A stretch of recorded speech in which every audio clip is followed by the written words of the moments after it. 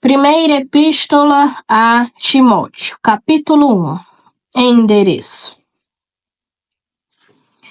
Paulo, apóstolo de Cristo Jesus, por ordem de Deus, nosso Salvador, e de Cristo Jesus, nossa esperança. A Timóteo, meu verdadeiro filho na fé, graça, misericórdia e paz da parte de Deus Pai e de Cristo Jesus, nosso Senhor. A ameaça dos falsos doutores. Se eu te recomendei permanecer em Éfeso, quando estava de viagem para a Macedônia, foi para admoestares alguns a não ensinarem outra doutrina, nem se ocuparem com fábulas e genealogias sem fim, as quais favorecem mais as discussões do que o desígnio de Deus, que se realiza na fé. A finalidade desta admoestação é a caridade, que procede de coração puro, de boa consciência e de fé sem hipocrisia, desviando-se alguns desta linha. Perderam-se em palavreado frívolo, pretendendo passar por doutores da lei, quando não sabem nem o que dizem e nem o que afirmam tão fortemente. O verdadeiro papel da lei. Sabemos com efeito que a lei é boa, conquanto seja usada segundo as regras, sabendo que ela não é destinada ao justo, mas aos iníquos e rebeldes, ímpios e pecadores, sacrílegos e profanadores, parricidas e matricidas, homicidas, impudicos, pederastas, mercadores de escravos, mentirosos, perjuros, e para tudo o que se opõe à sã doutrina.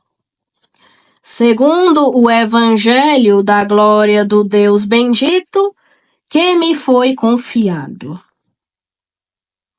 Paulo e sua vocação.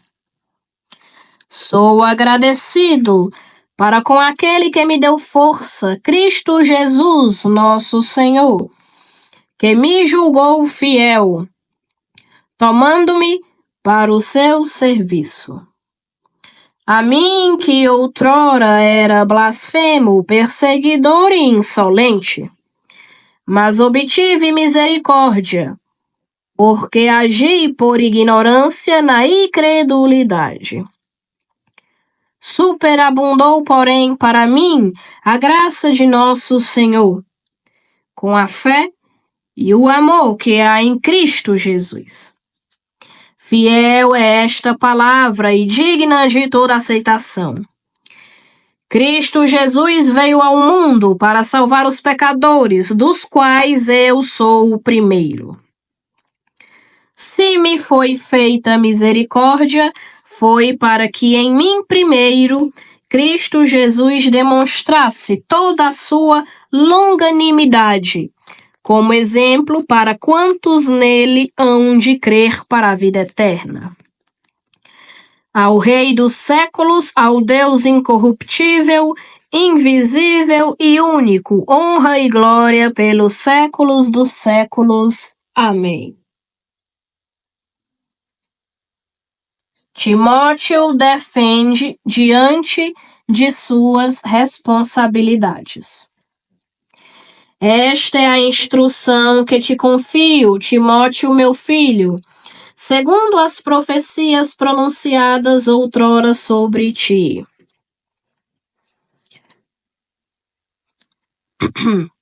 Combate firmado nelas o bom combate, com fé, e boa consciência, pois alguns, rejeitando a boa consciência, naufragam na fé. Dentre esses se encontram Himeneu e Alexandre, os quais entreguei a Satanás, a fim de que aprendam a não mais blasfemar. Valha, Senhor Jesus. Gente, eu só faço ler a Bíblia, tá bom? Eu não faço nenhum tipo de comentário ou interpretação, não. Mas pro apóstolo Paulo dizer que entregou eles a Satanás, Jesus amado. Timóteo, capítulo 2. A oração litúrgica. Recomendo, pois, antes de tudo que se façam pedidos, orações, súplicas e ações de graças por todos os homens, pelos reis e todos os que detêm a autoridade, a fim de que levemos uma vida calma e serena, com toda piedade e dignidade. Eis o que é bom e aceitável diante de Deus, nosso Salvador, que quer que todos os homens sejam salvos e cheguem ao conhecimento da verdade. Boa noite, Rei do Capa.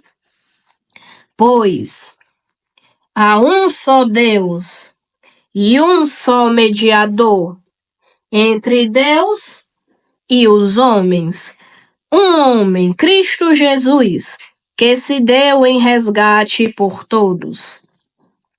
Este é o testemunho dado nos tempos estabelecidos, e para o qual fui designado pregador e apóstolo. Digo a verdade, não minto. Doutor das nações na fé e na verdade.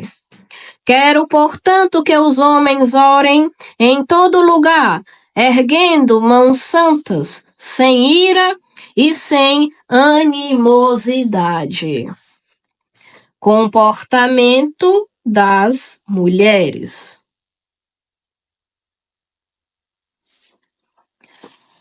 Quanto às mulheres, que elas tenham roupas decentes, se enfeitem com pudor e modéstia, nem tranças, nem objetos de ouro, pérolas ou vestuário suntuoso, mas que se ornem ao contrário, com boas obras, como convém às mulheres que se professam piedosas. Durante a instrução, a mulher conserve o silêncio, com toda submissão.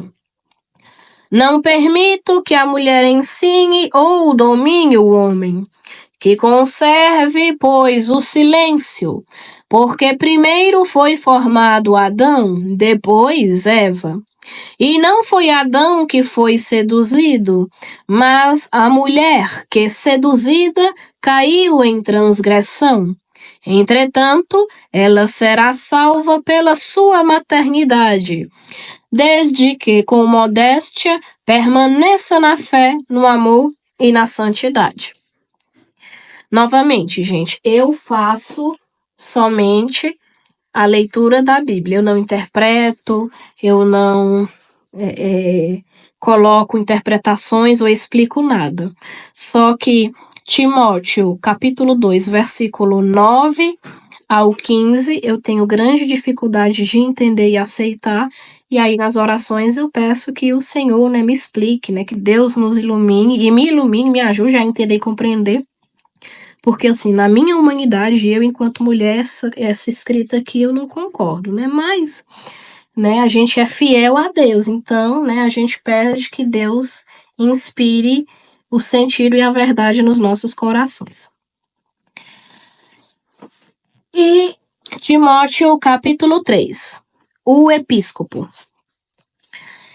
Fiel é esta palavra: se alguém aspira ao cargo de episcopo, boa obra deseja.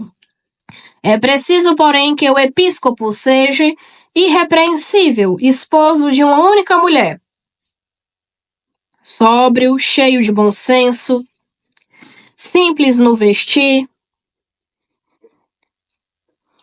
hospitaleiro, competente no ensino, nem dado ao vinho, nem briguento, mas indulgente, pacífico, desinteresseiro.